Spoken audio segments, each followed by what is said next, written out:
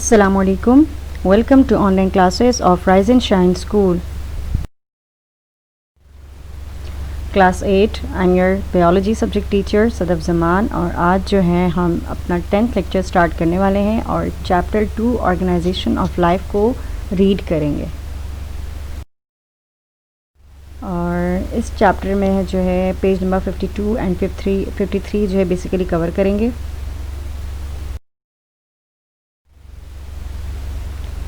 Topic of discussion in chapter 2 organization of life will be respiratory system of frog। सही है कि frog का जो respiratory system है वो क्या है।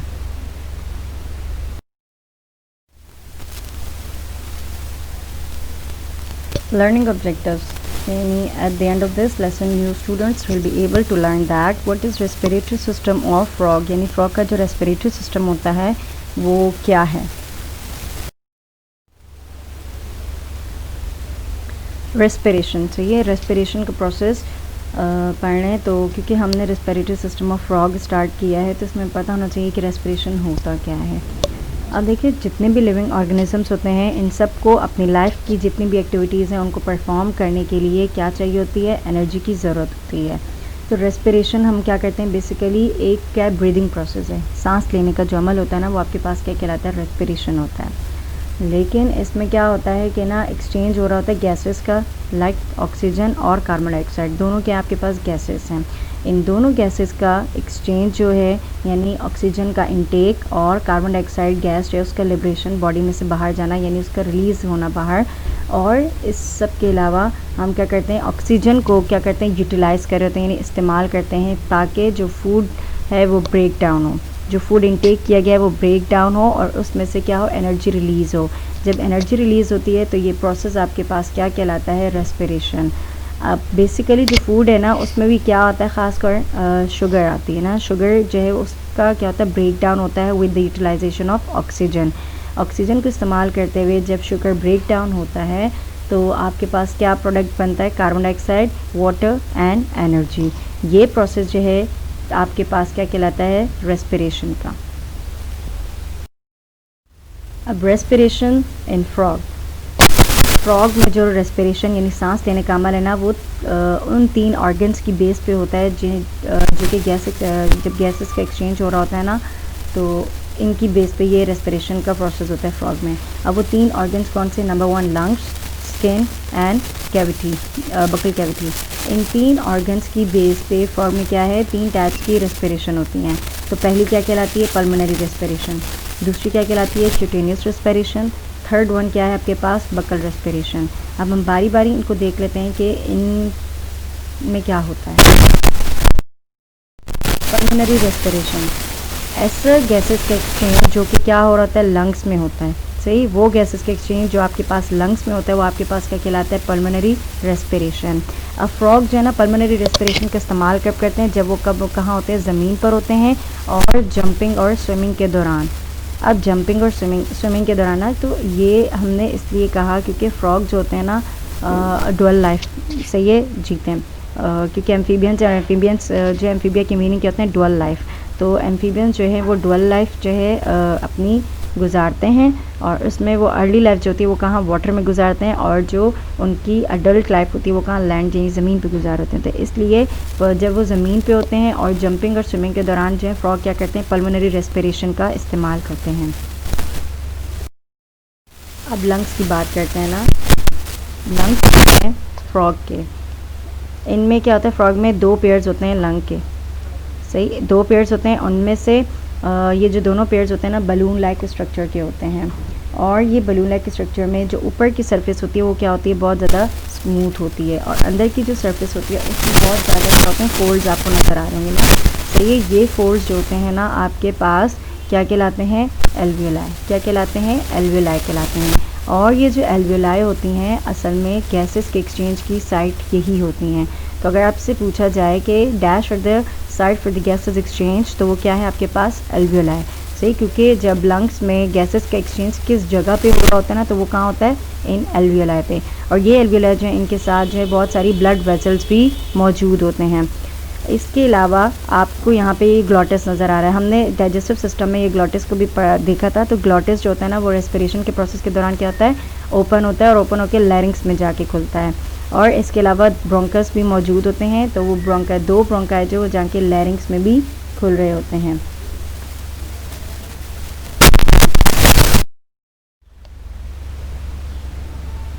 अब देखते हैं हम मैकेनिज़्म ऑफ पल्मोनरी रेस्पिरेशन। सही, पल्मोनरी रेस्पिरेशन यानी जिसमें लंग्स इन्वॉल्व होते हैं, वो रेस्पिरेशन। तो इस रेस्पिरेशन के दौरान असल में हम जब इसकी बात करते हैं तो इसमें क्या होता है, जो फ्रॉग है उसका मुंह जो है वो क्या होता है, बिल्कुल बंद होता है। तो फिर एयर कहाँ से अंदर जा रही है, तो इसके लिए इसके जो सरफेस है माउथ की, उस पर क्या मौजूद होता है, एक्सटर्नल नॉस्ट्रल्स होते हैं। एक्सटर्नल नॉस्ट्रल्स जो होते हैं ना, इन नॉस्ट्रल्स के थ्रू, यानी जैसे हमारी नोज़ है ना, वैसे इसके क्या है, नेयर्स एक्सटर्नल नॉस्ट्रल्स होते हैं। इन नॉस्ट्रल्स के थ्रू जो है इनकी जो बकल कैविटी में एयर जो होती है वो आती है बाहर से। तो इस तरह से बकल कैविटी क्या हो जाती है, एक्सपेंड होती है, यानी फैल जाती है एयर की वजह से। फिर ये एयर यहाँ बकल कैविटी से होते हुए कहाँ जाती है, ग्लॉटिस में। ग्लॉटिस से होते हुए लैरिंक्स, लैरिंक्स से होते हुए ब्रोंकाई और ब्रोंकाई से फाइनली लंग्स में पहुंचती है। तो ये पूरा क्या है, इंस्पिरेशन का पाथवे है कि इस दौरान बकल कैविटी क्या हो जाती है, एक्सपेंड होती है कि एयर के अंदर आने की वजह से, ऑक्सीजन के, और बाहर से जो है वो एयर लंग्स तक पहुंचाई जाती है। इसी के दूसरे मुकाबला आता है एक्सपिरेशन का प्रोसेस, जिसमें क्या होती है, कार्बन डाइऑक्साइड गैस को बाहर की तरफ रिलीज़ किया जाता है। सेम पाथवे यूज़ किया जाता है, बस एक्सपिरेशन क्या है, इसका रिवर्स प्रोसेस है, और सेम पाथवे यूज़ करके एयर जो है वो बाहर की तरफ जाती है। तो अब इसमें बकल कैविटी क्या होती है, एक्सपेंड होती है, नहीं फैलती है। तो इसमें बकल कैविटी क्या हो जाती है, वो कॉन्ट्रैक्ट रहती है, यानी खुलती नहीं है। सो ये अंदर से सिकुड़ी हुई रहती है। और एयर जो है वो क्या होती है, लंग्स से होते हुए ब्रोंकाई, ब्रोंकाई से होते हुए लैरिंक्स में जाती है, लैरिंक्स से होते हुए ग्लॉटिस, ग्लॉटिस से इंटरनल लेयर्स अंदर की तरफ जो मुंह के प्रेजेंट होते हैं बकल कैविटी के, और वहाँ से होते हुए एक्सटर्नल नॉस्ट्रल से बाहर की तरफ। अब इस दौरान क्या होता है कि ज़ाहिर है लंग्स में कुछ एयर बाहर से भी आ रही है और कुछ यहाँ से रिलीज़ हो रही है। तो इस दौरान कुछ गैसेस क्या होती है, आपस में मिक्स हो जाती है, ऑक्सीजन और कार्बन डाइऑक्साइड गैस का कुछ मिक्सचर भी लंग्स में प्रेजेंट होता है। सही, तो ये क्या है, पल्मोनरी रेस्पिरेशन का प्रोसेस है, मैकेनिज़्म है कि इस तरह से गैसेस का एक्सचेंज हो रहा होता है। अब हम यहाँ देखते हैं गैसेस एक्सचेंज को कि लंग्स में, यानी ये जो लंग्स हैं, सही, फ्रॉग के, इनमें क्या है, एल्वियोलाई जो हैं, ये एल्वियोलाई आपको नज़र आ रहे हैं, सही, फोल्ड्स मैंने कहा था, फोल्ड्स की तरह होते हैं। तो ये एल्वियोलाई जो हैं वो क्या होते हैं, एयर यानी हवा से भरे हुए होते हैं। और यहाँ पर ब्लड और एल्वियोलाई भी मौजूद है, क्योंकि हमने कहा एल्वियोलाई के साथ ब्लड वेसल्स भी है ना। तो ब्लड वेसल्स और एयर के ब्लड वेसल्स और ये जो एल्वियोलाई, इनके दरमियान जो गैसेस का एक्सचेंज होता है वो क्या होता है, डिफ्यूजन के प्रोसेस के थ्रू होता है। डिफ्यूजन का प्रोसेस आपको मैंने क्या कहा था, क्या है कि जिसमें मॉलिक्यूल्स जो हैं, सही है, वो किसी सब मीडियम के थ्रू क्या होते हैं, स्प्रेड हो रहे होते हैं। सही है, तो spreading of molecule through a medium, किसी भी मीडियम के थ्रू जो है मॉलिक्यूल्स का स्प्रेड होना, यानी जैसे एयर हो सकती है या लिक्विड ना। तो यहाँ पे क्या होता है, एयर मौजूद है, तो इस दौरान क्या होती है, गैसेस एक्सचेंज हो जाती हैं। तो ये प्रोसेस भी आपके पास गैसेस एक्सचेंज का है। अब एक्सपिरेशन में हम क्या कहते हैं, कार्बन डाइऑक्साइड का process, the process of excelling of carbon dioxide. तो कार्बन डाइऑक्साइड को एक्सेल करने का प्रोसेस आपके पास क्या कहलाता है, एक्सपिरेशन। और ये क्या है, इंस्पिरेशन का रिवर्स प्रोसेस है, जैसे कि मैंने आपको पीछे भी बताया था। सही, अब इस दौरान क्या होता है कि जो आपके एक्सटर्नल जो फ्रॉग के एक्सटर्नल नॉस्ट्रल्स होते हैं वो क्या होते हैं, बिल्कुल बंद रहते हैं, क्योंकि एक्सपिरेशन है ना, अंदर से एयर बाहर की तरफ जाएगी। फिर एयर जो है वो क्या होती है, लंग्स से कैविटी में, यानी कि ये लंग्स हैं और यहाँ से बकल कैविटी, ग्लॉटिस होते हुए आपके मुंह का जो हिस्सा होगा उसमें बकल कैविटी में पहुंच जाएगी ये एयर। फिर फाइनली ये जो ग्लॉटिस खुली हुई होती है रेस्पिरेशन के दौरान, ये बंद हो जाती है। एक्सटर्नल लेयर्स जो होते हैं ना फ्रॉग के, वो खुल जाते हैं और फिर एयर जो है वो एक्सटर्नल नॉस्ट्रल से होते हुए बाहर की तरफ निकल जाती है।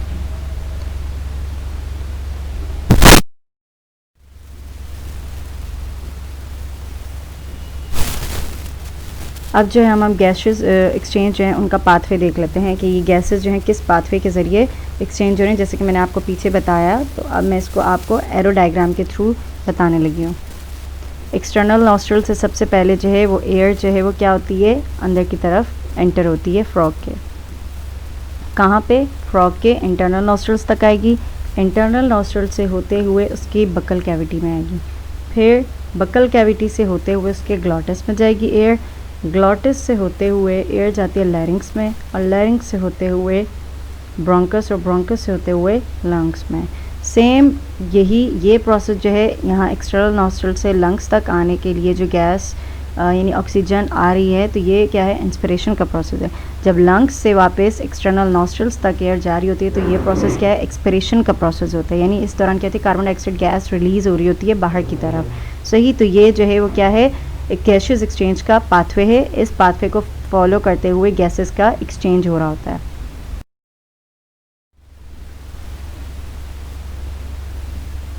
क्यूटेनियस रेस्पिरेशन यानी कि ऐसी रेस्पिरेशन या ऐसा गैसेस का एक्सचेंज जिसमें क्या हो, स्किन इन्वॉल्व हो, तो वो आपके पास रेस्पिरेशन कौन सी कहलाती है, क्यूटेनियस रेस्पिरेशन। क्यूटेनियस का वर्ड जो है वो स्किन के लिए है, तो इसमें क्या है, स्किन इन्वॉल्व होती है, तो ये रेस्पिरेशन आपके पास क्या कहलाती है, क्यूटेनियस रेस्पिरेशन।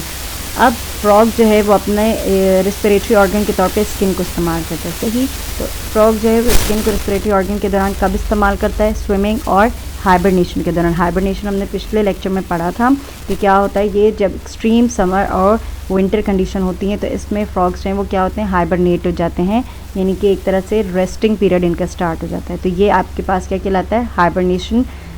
हाइबरनेशन या एस्टिवेशन के दौरान फ्रॉग जो है वो ये वाली रेस्पिरेशन का यूज़ करते हैं। इसके अलावा ऑक्सीजन जो है वो ब्लड में डिफ्यूज़ होती है तो स्किन के थ्रू होती है। सही, और जबकि कार्बन डाइऑक्साइड जो है वो क्या होती है, स्किन में मौजूद जो ब्लड कैपिलरीज का नेटवर्क है उसके थ्रू डिफ्यूज़ होती है। डिफ्यूज़ का यानी बाहर की तरफ रिलीज़ होती है। तो इस तरह से जो है क्यूटेनियस रेस्पिरेशन में ऑक्सीजन और कार्बन डाइऑक्साइड के जो गैसेज हैं इनका एक्सचेंज हो रहा होता है। अब बकल रेस्पिरेशन में क्या होता है कि ऐसी गैसेस एक्सचेंज जो कि बकल कैविटी यानी आप जो माउथ है उसमें इन्वॉल्व होता है फ्रॉग के, तो वो गैसेस एक्सचेंज है आपके पास, या इस तरह के रेस्पिरेशन आपके पास क्या कहलाते हैं, बकल रेस्पिरेशन, क्योंकि इसमें क्या है, बकल कैविटी इन्वॉल्व है। और बकल कैविटी जो है वो एक्चुअली माउथ को ही कहते हैं। अब बकल कैविटी की जो लाइनिंग होती है ना वो बहुत ज़्यादा क्या होती है, बारीक होती है, मॉइस्ट होती हैं, और उनमें बहुत ज़्यादा क्या होती हैं, ब्लड कैपिलरीज भी मौजूद होती हैं। अब गैसेस का एक्सचेंज जो है वो किस तरह से होता है, एयर और ब्लड के दरमियान भी हो रहा होता है। तो इस तरह की भी जो गैसेस एक्सचेंज जो कि एयर और ब्लड के दरमियान हो रही होती हैं, तो ये आपके पास क्या कहलाता है, बकल रेस्पिरेशन।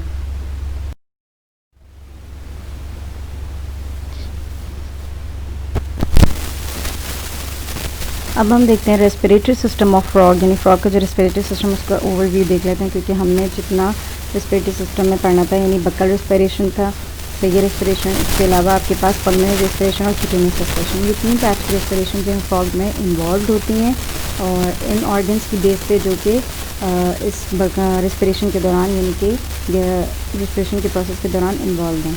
तो इसके बाद हम देखते हैं फ्रॉग का रेस्पिरेटरी सिस्टम का ओवरव्यू ना।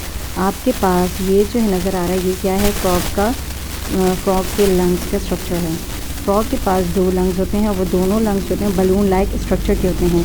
अब ये जो बलून लाइक स्ट्रक्चर है इसमें आपको नज़र आ रहे हैं ये एल्वियोलाई, यानी फोल्ड्स जिनको हम कह रहे थे। ये फोल्ड्स जो होते हैं ना, यानी इनको हम क्या कहते हैं, एल्वियोलाई, और ये असल में क्या होती है, यहाँ पर गैसेस का एक्सचेंज हो रहा होता है।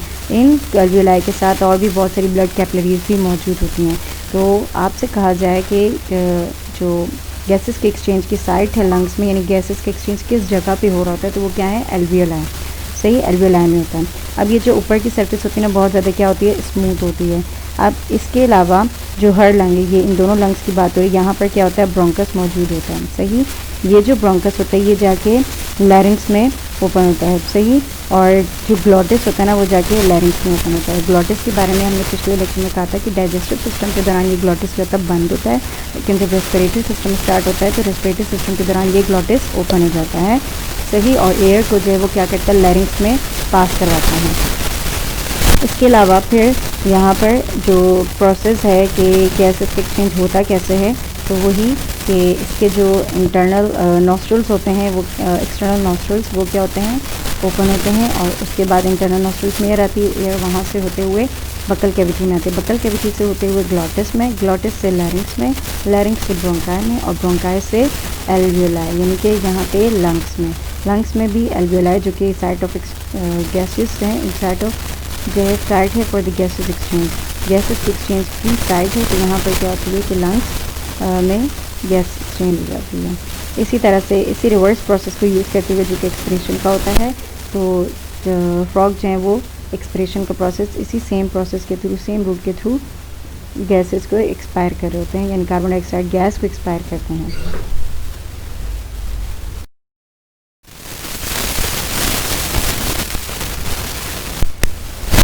अब हम कंक्लूजन की तरफ आते हैं। कंक्लूजन में सबसे पहले जो है हम रेस्पिरेशन का प्रोसेस क्या होता है हम वो डिस्कस कर लेते हैं कि रेस्पिरेशन यानी कि गैसियस एक्सचेंज का जो प्रोसेस है, सांस लेने के जो अमल होता है वो आपके पास क्या कहलाता है, रेस्पिरेशन कहलाता है।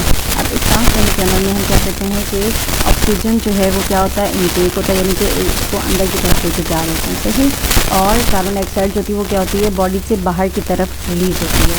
और इस दौरान ऑक्सीजन जो होती है ना गैस, वो यूटिलाइज होती है ताकि जो फूड है उसको ब्रेक डाउन किया जाए। जब फूड ब्रेक डाउन होता है तो उसके नतीजे में क्या होती है, एनर्जी रिलीज होती है। वो एनर्जी जो वो सेल्स इस्तेमाल करते हैं ताकि अपनी जो लाइफ की एक्टिविटीज़ उनको परफॉर्म कर सकें। ये प्रोसेस जो है वो आपके पास क्या कहलाता है, रेस्पिरेशन।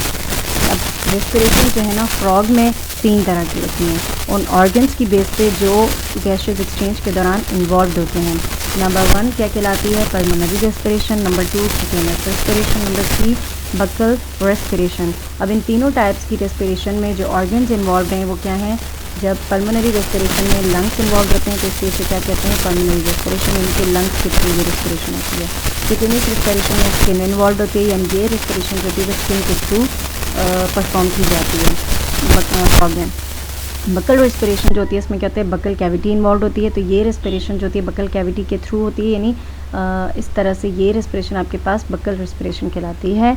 और गैसेस का एक्सचेंज जो है वो एयर और ब्लड के दरमियान भी हो रहा होता है बकल कैविटी, बकल रेस्पिरेशन में, सही। तो ये क्या था, कंक्लूजन था इस पूरे का। और इसके अलावा जो है वो पाथवे को बहुत अच्छे से डिस्कस किया गया था, उसे भी गौर से देखिएगा। अब होमवर्क की बात करती हूँ, तो जो टॉपिक यानी रेस्पिरेटरी सिस्टम ऑफ फ्रॉग अभी डिस्कस किया उसे अच्छे से रीड कीजिएगा। और इसके अलावा right and learn the given question in homework file. आपको जो होमवर्क फाइल में क्वेश्चंस दिए गए हैं लिखने को, उसे अच्छे से पहले लिखें और उसे मेमोराइज़ कीजिएगा, सही। आज का हमारा लेक्चर जो है बस यहीं तक का था। नेक्स्ट लेक्चर में आपसे फिर दोबारा से मुलाकात होगी इंशाल्लाह अज़्ज़ा वजल। तब तक के लिए अपना ख्याल रखिएगा। अल्लाह हाफिज़, थैंक यू।